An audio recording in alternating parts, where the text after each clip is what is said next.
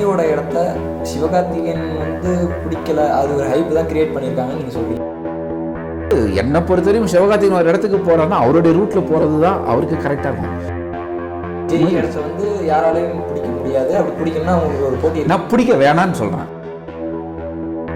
தமிழக வெற்றி கழகத்தோட கட்சியோட கொடியை சார்ந்த அந்த கார் ரேசிங்கான ட்ரெஸ் கோடாக வந்து அதை யூஸ் பண்ணிட்டு இருக்காங்க. அஜித்தோட அரசியல் நிலைப்படி அஜித் விஜய் வந்து ஆதரிக்க கூடாது. விஷுவலேஜ் நேயர்களுக்கு வணக்கம். ஸோ நம்ம கூட இன்றைக்கி யார் இருக்காங்கன்னு பார்த்தீங்கன்னா திரு சரவணன் அவர்கள், திரைப்பட விமர்சகர். ஸோ இன்னைக்கு இருக்கிற காலகட்டத்தில் சினிமா பற்றின சில விஷயங்களை இவர்கிட்ட நம்ம கேட்டு தெரிஞ்சுக்கலாம். வணக்கம். வணக்கம். இன்றைக்கி வந்து தமிழ் சினிமாவில் வந்து விஜய் அஜித் அப்படின்ற ஒரு 3 எழுத்து மந்திரம் அந்த மாதிரிலாம் நிறைய விஷயங்கள் வந்துக்கிட்டு இருந்துச்சு. ரஜினி, கமல், அஜித், விஜய் அந்த மாதிரிலாம். ஸோ இன்றைக்கி வந்து அஜித் விஜய் முன்னணியில் இருக்கும்போது அஜித் வந்து கார் ரேசிங் அந்த மாதிரியான ஒரு தனிப்பட்ட பாதையில் போயிட்டுருக்காரு. ஸோ விஜய் வந்து மக்களுக்கு தொண்டு செய்ய போகிறான் அப்படின்ட்டு அரசியலுக்கு போயிட்டார். ஸோ இதுக்கப்புறம் யார் இந்த பாக்ஸ் ஆஃபீஸ் கலெக்ஷன் அப்புறம் மற்றும் அந்த ஃபேன் பேஸ் எல்லாத்தையும் கையில் ரொம்ப வச்சுருக்கா அப்படின்னு பார்த்தா சிவகார்த்திகேயன் அப்படின்னு சொல்கிறாங்க. ஸோ இதை பற்றின உங்களோட கருத்து என்ன? இப்போ ஃபஸ்ட்டு ஒரு விஷயம் என்னன்னாக்கா, விஜய் வந்து ஒரு ஃபேமிலி பேக்ரவுண்டில் உள்ளே வந்தார். தன்னுடைய திறமையால் வளர்ந்து இன்றைக்கி ஒரு 250-300 கோடி சம்பளம் வாங்குற இடத்துக்கு வந்து நின்னார். அவருக்கு வந்து திடீர்னு வந்து ஏதோ ஒரு விஷயம் தோணுச்சு, அரசியலுக்கு போனேன்னு சொல்லிட்டு. பொதுவாக என்ன பண்ணுவாங்க, எல்லோரும் சினிமா நடிச்சுக்கிட்டே நான் அரசியலுக்கு போகிறேன் அப்படின்னு சொன்னாங்க. ஆனால் இன்றைக்கி காலகட்டத்தில் 300 கோடி ரூபாய் சம்பளம் வாங்குகிற இடத்துல இருக்கிற விஜய் இன்னும் ஒரு 5 வருஷம் படம் பண்ணார்னா அவர் எவ்வளோ சம்பாதிச்சிருப்பார்? கண்டிப்பாக ஒரு 5 படம் பண்ணியிருந்தாக்கா, ஒரு படத்துக்கு 300 கோடி, நான் 15 1500 கோடி சம்பாரிச்சிருப்பார். 10 படம் பண்ணியிருந்தாருன்னா கிட்டத்தட்ட 6000 கோடி சம்பாரிச்சிருப்பார். ஆனால் எதுவுமே எனக்கு வேண்டாம், இனிமேல் நான் சினிமாவுக்கே வரமாட்டேன் அப்படின்னு சொல்லிட்டு தான் அவர் போயிருக்கிறார். ஸோ இந்த இடத்துல அவருடைய முடிவை வந்து நம்ம பார்க்கணும். இது வந்து ஒரு முக்கியமான முடிவாக தான் இருக்குது அரசியலில். அதே மாதிரி எதிர்கட்சியிலையும் வந்து ரொம்ப பயந்துட்டு தான் இருக்கிறாங்க. விஜயோட முடிவு கரெக்டாக இருக்குது. அது மாதிரி அஜித் சொன்னீங்க, அஜித் வந்து சினிமாவை விட்டுட்டால ரேஸுக்கு போகல. அஜித் ரேஸுன்றது அவருடைய ஹாபி, இன்றைக்கி இல்லை.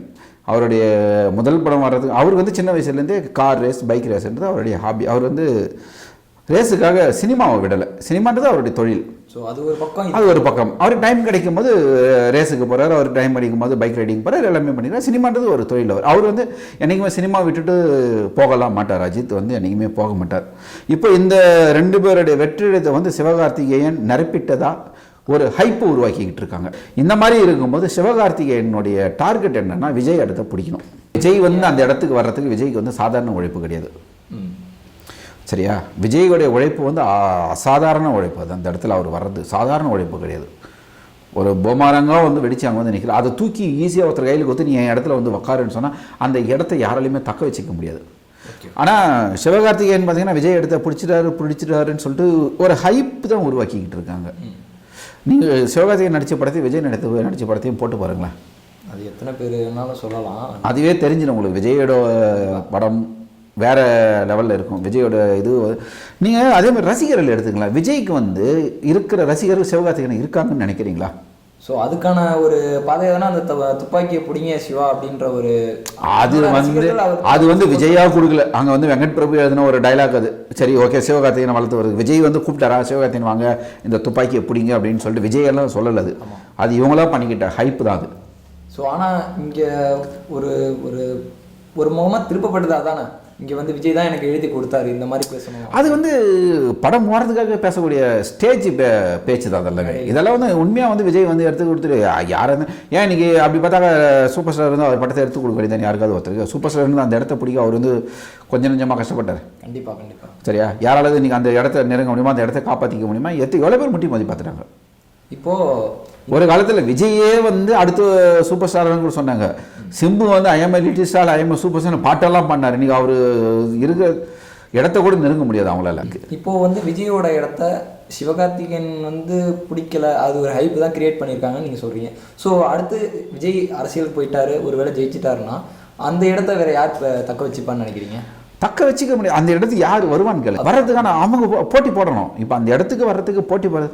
இன்றைக்கி வந்து விஜய் ஒரு கமர்ஷியலாக பண்ணிட்டு யாராலையும் அந்த இடத்துக்கு வர முடியாது.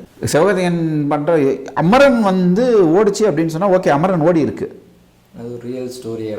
அது வந்து ரியல் ஸ்டோரி. அது வந்து ஒரு லவ் இருக்குது, ஓகே, அது ஓடிச்சு. இதுக்கு முன்னாடி படம் சிவகார்த்திக்கு முன்னாடி என்ன படம் போச்சு, டான் அப்படியே கொஞ்சம் போச்சு. அதுக்கு முன்னாடி பாருங்கள் எத்தனை சர்க்கிள் வந்துருக்குது, எத்தனை இது வந்திருக்குது. ஸோ இனிமேல் விஜய் வந்து என்ன பண்ண போகிறாரு, விஜயோடைய வளர்ச்சி பாதையும் சிவகார்த்தியின் வளர்ச்சி, சிவகார்த்திகே விஜய் கிட்ட வரவே இல்லை இன்னும். சரியா, விஜய் இந்த இடத்துக்கு வர்றதுக்கு எத்தனை வருடங்கள் போராடி இருக்கிறாரு.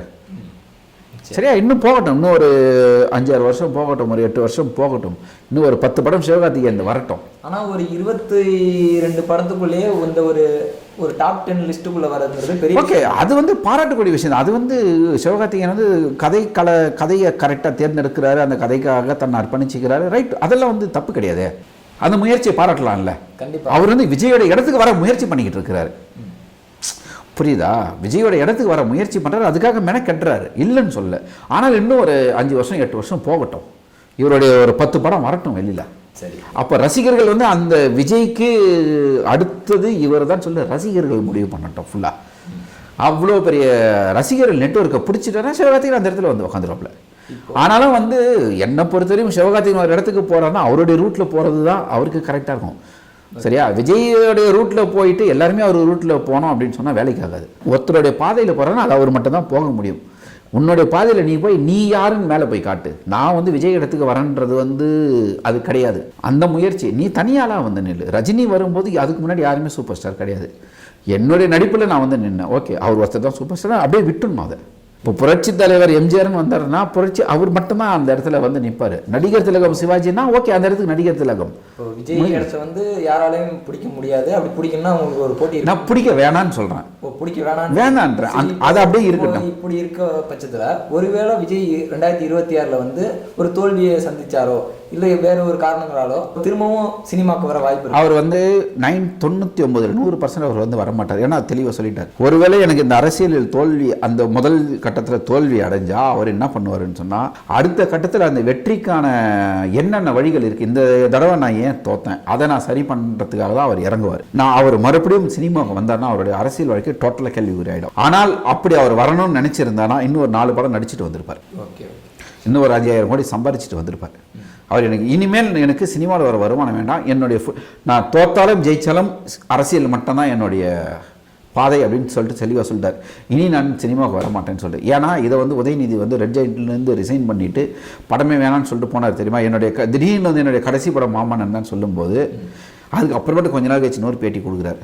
ஒருவேளை அடுத்து ஆட்சி மாறினால் அப்படி சொல்லலை, அரசியல் ஆட்சி மாறி நம்ம வீட்டில் நாங்கள் வெளியில் இருக்க வேண்டிய சூழல் அப்போ நான் நடிப்பேன் அப்படின்னு சொல்லிட்டு சொன்னார்னா அது வந்து ஒரு நிலையான நிலைப்பாடு கிடையாது. ஆனால் விஜய் வந்து அந்த நிலைப்பாடு சொல்லவே இல்லை கடைசி வரைக்கும். அவர் என்ன சொல்கிறார், நான் கடைசி வரைக்கும் இனி என்னுடைய பாதை அரசியல் பாதை மட்டும்தான், நான் வந்து சினிமாவுக்கு மறுபடியும் வரலன்னு தான் சொல்லியிருக்காரு இது வரைக்கும். இப்போது இதெல்லாம் ஒரு புறம் இருக்க, ஒருத்தர் கார் ரேஸ் அப்படின்ற மாதிரி போன பட்சத்தில் இப்போது வந்து அந்த டிவிகே கட்சியோட, அதாவது தமிழக வெற்றி கழகத்தோட கட்சியோட கொடியை சார்ந்த அந்த கார் ரேசிங்கான ட்ரெஸ் கோடாக வந்து அதை யூஸ் பண்ணிகிட்டு இருக்காரு. ஸோ அவர் ரெண்டு ரசிகர்களுமே, அதாவது இப்போ அஜித்தோட ரசிகர்கள் எடுத்துக்கிட்டாலும் சரி, இல்லை தளபதி விஜயோட ரசிகர்கள் எடுத்துக்கிட்டாலும் சரி, இந்த கலர் கொடியை கம்பேர் பண்ணி நிறைய மீம்ஸ்லாம் போட்டு அதை வந்து ஒரு ஆதரவை தந்துகிட்டு இருக்காங்க. ஸோ இதை பற்றின உங்கள் கருத்து? அஜித் விஜய் நல்ல ஃப்ரெண்டு, என் ஃப்ரெண்டுக்கு ஒரு ஆதரவு தெரிவிக்கக்கூடாதா? ஸோ இதே கட்டத்தில் வந்து அஜித் வந்து நேற்று வந்து உதயநிதிக்கு வந்து பிறந்தநாள் வாழ்த்து கூறியிருக்காரு. அது வந்து நட்பு ரீதியாக சொல்லியிருக்காரு, எந்த வருஷமும் இல்லாமல் இந்த வருஷமும் கூறியிருக்காரு. இல்லை, அஜித்தோடைய கேரக்டர் என்னென்னா எப்பவுமே விஷ் பண்ணிவிடுவார், வெளியில் தெரியாது. இப்போ என்னன்னா குரூப்பில் மெசேஜ் போடுவாங்க ஹாப்பி பர்த்டேன்னு சொல்லிட்டு, ஒரு சிலர் மெசேஜே போட மாட்டாங்க, ஆனால் ஃபோன் பண்ணி விஷ் பண்ணுவாங்க, நேரடியாக விஷ் பண்ணுவாங்க, அது பண்ணுவார். அது சரியா? ஏன் அஜித்துக்கும் விஜய்க்குமே நல்ல ஃப்ரெண்ட்ஷிப் அவங்களுக்குள்ளே இருந்துட்டு தான் இருக்குது. வெளியில் இருக்கிற சினிமா பாடல்கள் இவங்களுக்கு அவங்களுக்கு ஆகலை, இவங்களுக்கு அவங்கள. ஏன் அஜித்துக்கு கட்சி ஆரம்பிக்கிறேன்னு சொன்ன உடனே அவருக்கு விஷ் பண்ணது அஜித் விஷ் பண்ணியிருக்காரு, தனியாகவே பர்சனலாகவே ஃபோன் பண்ணி விஷ் பண்ணியிருக்காரு, சொல்லியிருக்கிறார், விஷ் பண்ணியிருக்காரு, அவருடைய க்ளோஸ் ஃப்ரெண்டு. ஏன்னா அஜித்தோட அரசியல் நிலைப்படி ஏன் அஜித் விஜய் வந்து ஆதரிக்கக்கூடாது? சரியா, ஆதரிக்கலாம்ல.